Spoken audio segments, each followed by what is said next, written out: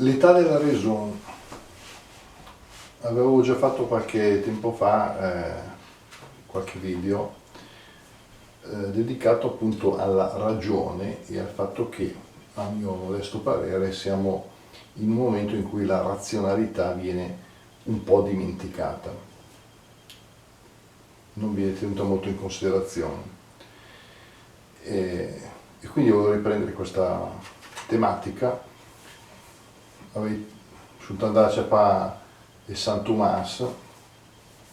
San Tommaso si intende d'Aquino, non San Tommaso Apostolo, che pure in questo periodo c'entra, perché sappiamo che dal Vangelo di Giovanni risale proprio al giorno di Pasqua, l'episodio in cui Gesù va nel cenacolo e trova gli apostoli, però non c'è Tommaso, il quale poi, informato dagli altri, come sappiamo, disse non ci credo se non metterò il mio dito nelle piaghe, eccetera, e cosa che poi avvenne 8 giorni dopo, quando Gesù ricompare e disse a Tommaso appunto: tocca pure il mio costato, le mie piaghe. Ecco, questo è San Tommaso Apostolo, che poi viene citato anche altre volte ovviamente nei Vangeli. Ricordo anche a mio parere, uno dei più bei quadri di Caravaggio con l'incredulità di Tommaso. Però non è questo il Tommaso di cui volevo parlare, anche se c'entra col discorso di credere nella fede della ragione, perché effettivamente vi si pone la base della fede, cioè perché Tommaso avrebbe dovuto credere ai suoi compagni, ai suoi colleghi, diciamo apostoli, che gli dicevano che avevano visto Gesù, e perché avrebbe dovuto pensare che loro erano credibili, potevano ben dirgli una cosa vera. Comunque sono tornato invece a riguardare un po' di Tommaso d'Aquino. Preciso subito, faccio una premessa: non sono capace, non ho la formazione necessaria per fare delle lezioni di filosofia, non sto facendo questo, quindi se qualcuno è filosofo vuol fare delle critiche, le faccia pure, però non sto facendo quello. Voglio solo appunto meditare sul fatto che siamo in un'epoca in cui la ragione, la razionalità, la ragionevolezza spesso lasciano a desiderare, non vengono tenute in considerazione, e mi riferisco anche proprio al momento in cui che stiamo vivendo. Perché? Perché a me pare che ci siano dei comportamenti, degli atteggiamenti, delle scelte dove la ragione non si capisce dove stia, non nel senso che uno ha ragione e l'altro ha torto, perché su cosa fare, non so, su che provvedimenti prendere, è chiaro che sono cose umane, si può sbagliare, si può azzeccare, uno può dire facciamo così, facciamo cosà, e uno può avere ragione e l'altro può avere torto. Sto parlando di quanto sono ragionevoli alcuni provvedimenti. In questo primo passaggio vorrei riflettere sul fatto che purtroppo noi appunto veniamo da alcuni secoli, un paio almeno abbondanti, in cui a seguito dell'illuminismo si è creata quella frattura tra fede e ragione, tra fede e scienza che c'era nel Medioevo, e si è venuta a verificare questa cosa, perché partendo dal presupposto che la fede non sarebbe una cosa valida, non avrebbe nessun fondamento, ma in realtà San Tommaso ci ricorda che la fede e la ragione vanno insieme, anche se sono su due piani diversi. Quando lui dice espressamente nella Summa Teologia, nella Somma Teologica, che circa l'esistenza di Dio e altre verità che si possono conoscere con la ragione naturale, che sono quelli che si chiamano in termini filosofici i preambula fidei, cioè sono delle premesse alla fede. Cosa voglio dire con questo? Che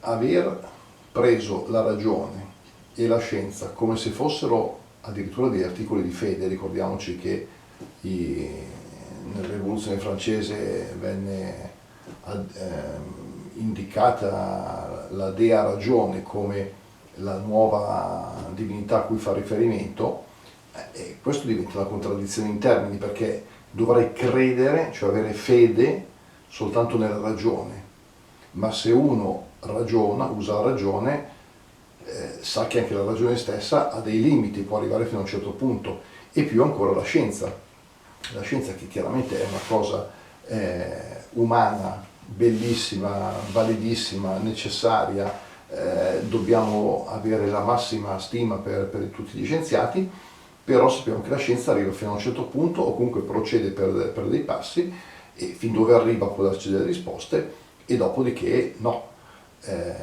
E quindi dobbiamo accettare quello che si può, che è possibile.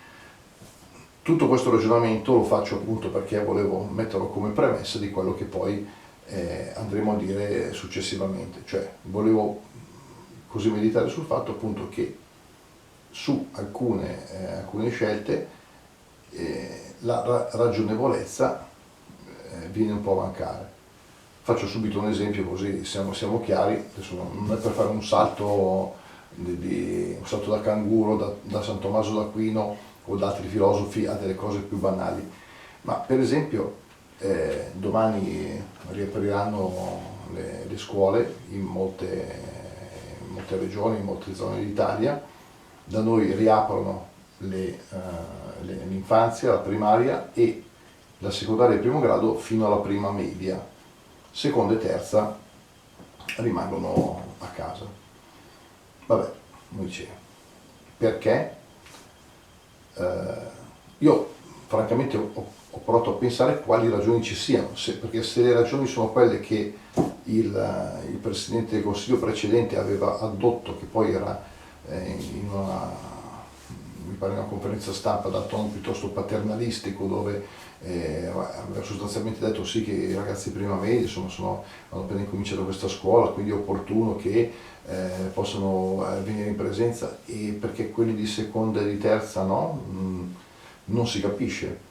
Ripeto, se un responsabile di un governo ritiene che si debba prendere un provvedimento e razionalmente ritiene che sia la cosa più adatta, poi dopo uno potrà discutere che è giusto o non è giusto, è vero o non è vero, ma questa cosa appunto di dire la prima media sì, la seconda e la terza no, non ha un gran senso, a parte tutte le conseguenze pratiche sulla gestione della situazione da parte delle scuole, che però potrebbe essere anche ben accetta se uno dice vabbè, c'è un fondamento logico, ma io veramente finora non l'ho trovato, non lo trovo, e quindi anche qui ribadisco il mio modesto e personale appello a chi può magari intervenire e dire qualcosa, perché appunto si prende in considerazione questa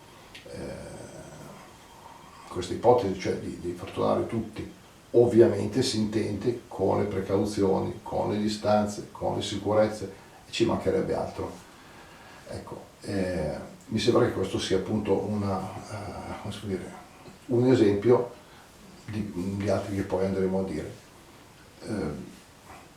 L'uomo chiaramente è fatto sia di ragioni che di istinto, di carattere, di esperienze, di cultura personale, quindi ci sono tante cose che compongono le proprie decisioni. Ripeto, io personalmente, ripeto molto umilmente, faccio appello alla ragione e alla ragionevolezza e anche ovviamente al confronto. Poi ripeto, sulle scelte si può essere d'accordo o no, uno può dire tu stai dicendo una cosa per me non corretta, vabbè, discutiamo.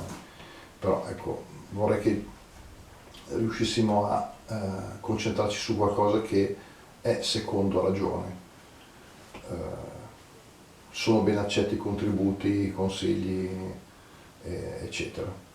Grazie dell'ascolto e alla prossima. Ciao ciao!